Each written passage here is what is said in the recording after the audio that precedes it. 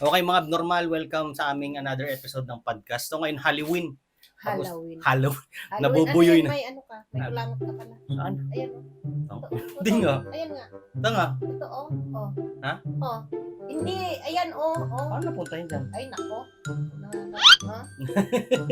Kulangot agad ah. Wala, gumanon ka kasi. Nakita ko tuloy. Okay, so ngayon, dahil Halloween, kakatapos lang Halloween, alam mo ba yung kwento ng ng history ng Halloween? Slight lang. Ha? Slight lang. Kwento din sa akin. May nagkwento din sa'yo? Anong kwento sa'yo? Yun nga. Na- Practice ng mga demonic. Wala naman daw talaga Halloween. Nagtatawag ka lang ng pag Kaya ba? celebrate mo yan. Ha? Parang nagtatawag or sineselebrate mo yung nila pag ikay ay pag sineselebrate mo yan ba? Parang inaano mo sila. Bro, what are you talking about, man? Ito yung pinaka mas detailed na nasagap kong impormasyon mga abnormal.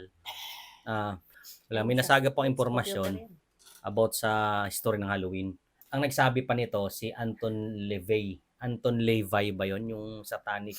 Yung Levi. nag-found na May-ari founder. ng Levi's. Hindi. O nga no, baka siya may-ari ng Levi's, no? Hindi, ano siya, satanic, Levi. Founder ng satanic church. Ang dami namang founder ng Sabi niya, may word na nakasulat dun eh. Wait lang, ito. Ito yung sabi niya. Ba't ang short layo. natin? Wala, ayaw kasi mag-short ng ayos. Ito yung sabi niya, utang ina. Andun na, dikit sa ano ko. Nakabrief lang kasi ako eh. Ayun, sabi niya, siya yung founder of the Church of Satan. I'm glad that Christian parents let their children worship the devil at least one night out of the year. Grabe, no?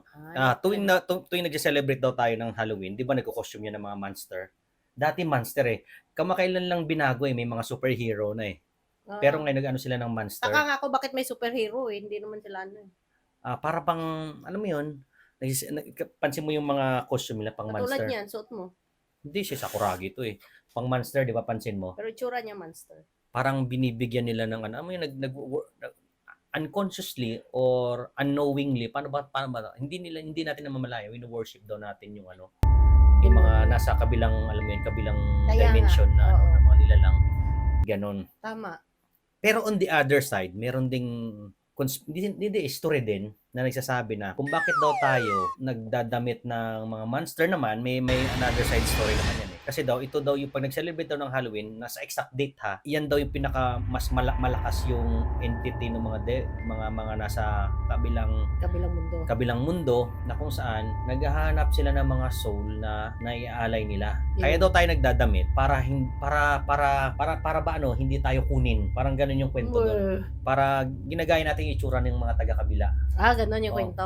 Yun naman yung other side na kwento. Pero ito, mas credible kasi ito eh. Founder of Church of Satan na nagsabi. Kaya nga. May mga ganun talaga. No? Totoo talaga yun. Meron akong kwento din. Sige, anong kwento mo? Kung di ako nagkakamali nung pumunta kami ng Mindoro, bago mag-undas din yun. Bago sila daming nasapian. Undas din? Oo. May kaluluwang umano sa kanya na ganito daw gustong iparating yung kanyang kung sino yung krimen na hindi pa nalutas, tapos sumalib siya sa isang estudyante. Marami o isa lang? Madami sila. Kaso lang, yung isang lang daw estudyante, yun yung paulit-ulit na sinasaniban. Baka siya yung pinaka-host mo. Alam mo yung Hindi siya yung pero maraming ganun. Sa isang lugar sa Mindoro yan?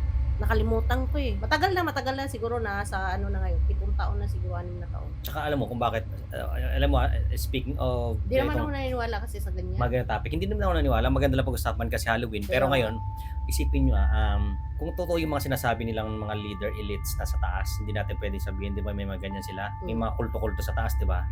Na ritual silang ginagawa. At kung mapapansin mo, di ba, sabi nga na sa conspiracy theory o na kontrolado nila ang mga media, di ba? Pansin mo tuwing ganyan mga Halloween season, sabay-sabay din pinapalabas yung mga horror na mga kwento sa sa TV, sa kahit media, balita, kahit sa balita, alam mo yung ganon. At ito pakiramdam ko, at the moment nagde-trending siya, di ba nagde-trending? The moment na pinapalabas nila lagi yan, napansin ko, yung pakiramdam, yung vibration kasi ng katawan natin, puro takot, di ba? Fear. Ang fear mga abnormal, isang pinakamalakas na frequency sa mundo yan. kapag sabay-sabay tayo nakakaramdam ng vibration ng ganyan, parang pinaparating natin sa, alam mo yun, sa namumuno ng negative energy na halika, welcome ka sa amin. Parang ganun, pag ikay natakot, Pag pag ikay nagpadala natakot. ka ng fear mo. Mm. Kahit ayaw mong matakot, pero parang sumisiksik sa isip mo yung napanood mo na baka ganito, uy, tapos bigla ka kuno kilabutan. Tama yung yung balahibo mo. Saka pansinin mo mahal. Pansin mo tuwing mag-Halloween, mga Holy Week ba yan? Basta mga piyesta ng patay, mga ganyan-ganyan. Pansin mo, maraming nangyayaring kababalaghan din. Sige, sabay-sabay sila, no? Nagkatotoo eh. Kasi yun yung inaano eh. Yun yung diba? ina-attract ng consciousness ng karamihan tao eh. Kahit minsan wala naman. Bigla na lang may, Kahit bigla dito na may sa bahay. bigla na may kakalabog sa inyo, bigla na lang may, alam mo, magkakatakutan na yung buong bahay. Tangin na may gagambaw. Kahit dito sa bahay nga, di mo na nung nakaraang gabi bago magundas. Ilse dahil biglang pinatay yung tablet kasi daw may parang dumaan na umiiyak na babae madaling araw. Hindi naman madaling araw, mga alauna, ganyan, alas. Parang narinig ko yung nakaraan. Oo, nag-usap kami, tapos biglang pumasok si Elsie ko. Narinig mo ba? Anong oras yan? Siguro mga alauna, alas 2, mga ganyan. Parang narinig ko yung umiiyak na yan. Sino naman? Kala ko ako sino lang dyan maano eh. Tapos Narinig ko rin yan. sabi ni Elsie, paano pagkaiyak? Sabi niya, alam mo yung umiiyak mata, gunagulman yung bibig. Sabi niya. Tapos ayaw ko matakot. Patuloy ako sa ginagawa ko. Naisip ko naman lasing. Baka lasing lang. Wala, ibang tao. Sabi ko, ay hindi na ako lalabas. Kaya sabi mo, hindi mo na pinapractice yung breathing, sabi mo. Hindi na, kasi natatakot na ako. Imbes na hindi ako natatakot, pag ganun yung di ba? May talaga eh, kahit ayaw mong matakot, pero umaano eh. Alam mo yun? Green ba yan, Mike? Green. Ano mo ba? Kaya nga, napapraning ako Okay, sa'yo. wala lang. Ganun. Talaga narinig ko rin yung nakaraan. Kala ko ay lasing lang. Hindi lasing. Talaga? Wala namang magtitinda ng ng ganong kaaga.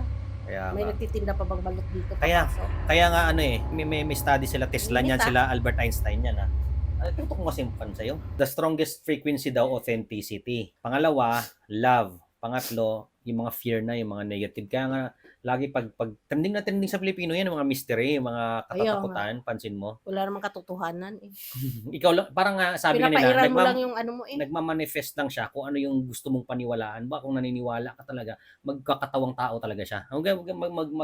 Talaga. Kahit nga yung puno ng saging eh, pag tinitigan mo, naging pormang tao eh. Tapos bigla ka matakot eh, yung puno ng saging na may mukha. Kasi diba? kakaisip mo ng mga horror. Pero wala naman talaga. Kaya pumapasok doon yung siguro. Subukan yung mag-conduct ng experimentation. Nanood kayo ng horror buong araw, horror lang katatakutan. Pumunta kayo sa dilim, ang dami mong makikita kakaiba. Kaya nga. Kasi yung image na nandun talaga sa kahit nga ipikit mo yung mata mo, may makikita ka mukha eh. Kaya nga pumapasok sa panaginip eh.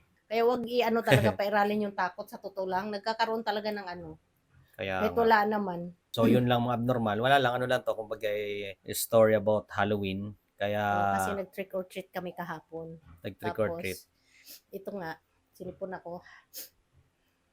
Yun, nag-trick or dami mo nakuha no? Dami namin nakuha candy tsaka mga chocolate. So anong announcement mo? Wala na. Anong announcement? Wala. Mamamalingki ako. Ulit namin sinasabi, wala kaming yellow basket sa sa lumpiang sariwa namin. Pwede kayong mag-advance order sa isang Juan Kusina or isang Juan Show. Pwede mag-message. Bakit kami nag-i-endorse ng lumpiang sariwa tsaka kimchi? Kasi gusto namin humaba ang buhay ng tao kasi araw-araw tayo na-scam ng mga pagkaing pampaiksi ng buhay. Correct. I'm sure alam niyo yan, mga soft drinks at lahat ng mga junk foods at ng mga Pero yun ang gusto nila eh. Kung ang society nagkakandak ng project for the population, magbawas ng tao kasi yun ang goal nila ngayon eh. Kami naman, ang goal namin, humaba ang buhay ng mga tao at maging healthy.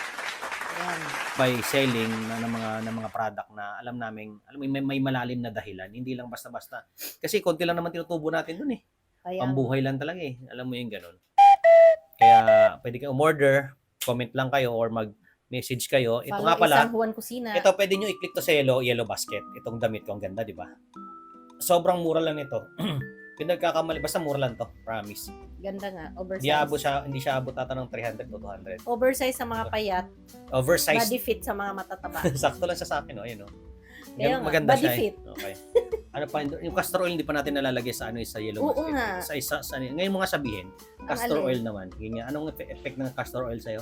Kung Maganda. magamit siya ng castor oil, so pwede kang mag-click sa yellow basket din. Pwede siya pang moisturizer sa mukha. Skin, tapos Oo, sa tapos, hair. Sa buhok, Ang lalo kapal sa na ng buhok. buhok mo, Oo, promise. ulitin buhok mo. Ang kapal na talaga ng Nagkaroon buhok mo, siya ng promise. Ilang lang to totoo yun, di ako naniniwala, pero nung sinubukan ko talaga, sabi ko, parang nilalagyan ko yung dito bunbunan ko, ganyan. Panoorin niyo yung mga previous video, manipis buhok niya dati. Mm-mm. Actually, ako rin, no?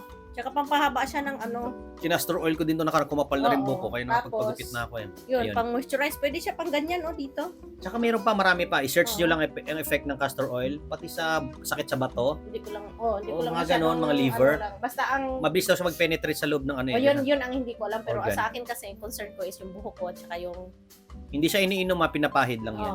maganda siya pang parang may botox effect after. Ganyan mo. Kaya nga, nakakabata. Ibabanat mo gaganyan mo siya gaganyan mo pag Diba? medyo malagkit yung napagka-oil, hindi yung katulad ng oil na madulas. Oo. Medyo malagkit yung kaya dandahan lang ganyan, nababanat talaga siya pag ganyan. Kaya nga, yun lang. That's all for today. Thank you for watching. Okay, kaya Happy Halloween. happy Halloween. Wag nga wag mo nga yan. Hindi. Bawal. Hindi naman sa bawal, pero bahala kayo na kami Wala naman, kayo kung medyo maniniwala kayo. malakas na yung barrier namin pagdating sa mga ganyan, kaya Kaya nga. hindi kami masyadong celebrate ng mga ganyan. Next topic naman yung birthday. Pero tuwa naman yung mga Ikwento bata. namin kung bakit ang birthday ay medyo may pagkasatanik. What? Kasi marami talagang programming dito sa mundong ito na ginawa nila ng paraan para ma-worship yung kabilang mundo. kabilang entity, yung mga negative na entity. Maraming Siguro paraan. nga, mas naniniwala ako na meron talagang sa kabilang. Sobrang nabali ng history dahil sa maraming platform na discovery ngayon tsaka Kaya depende na lang din sa inyo kung maniniwala kayo o hindi. Depende sa mga pananampalataya nyo. Kaya next topic na, sabihin natin yung birthday. Tamo yung mga nag-celebrate ng birthday, madaling tumanda yung itsura. Hindi, joke lang.